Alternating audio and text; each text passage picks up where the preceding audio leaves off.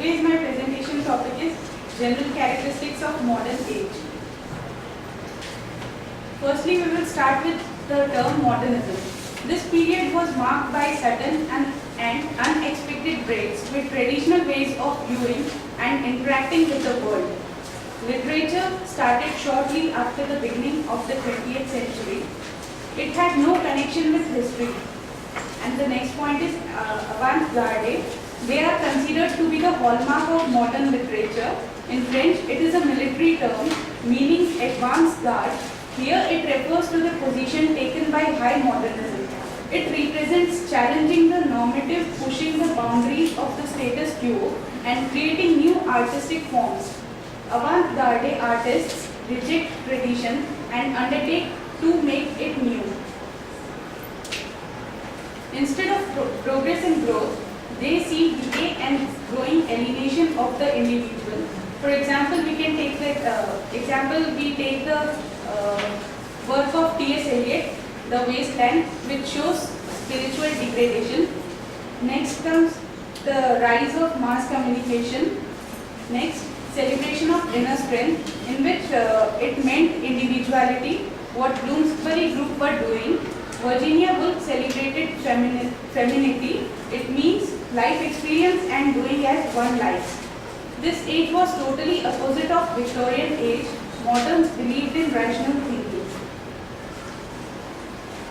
There was a focus shifting from external reality to the inner reality of the human mind. There is greater stress on the psychological detailing of the literary character through narrative devices such as interior monologues. Next is the language. Language became condensed, plots became non-chronological, and narrative consciousness shifts away from impersonal omniscient to personal subjective.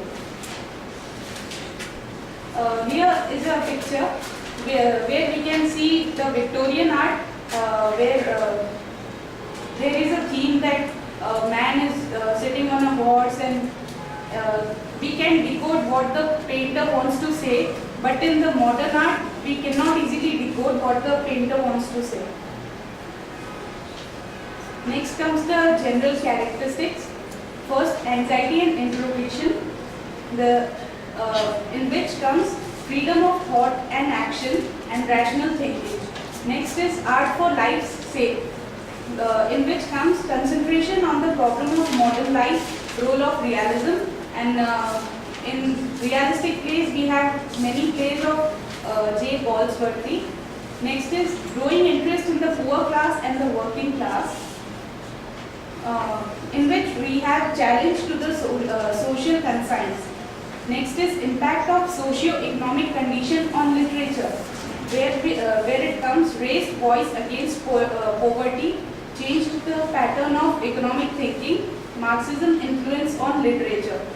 Next is psychology and literature, where new theory of psychology, the stream of consciousness comes. We can give the example of Virginia Woolf's To the Lighthouse and James Joyce's work Ulysses. Next is impact of the two world wars. The second war has influence on man and human life. There were many anti-war books too. Next is symbolism, formalism and individuality. Next, experimentation was one of the finest qualities.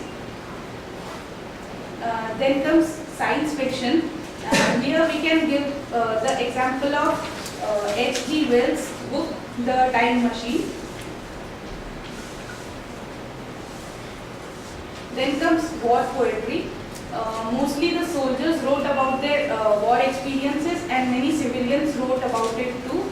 And it was related to World War I and II. The three main poets were Brooke, Owen and Sassoon. T.S. Eliot in The Wasteland speaks of ugly and broken society of Western world.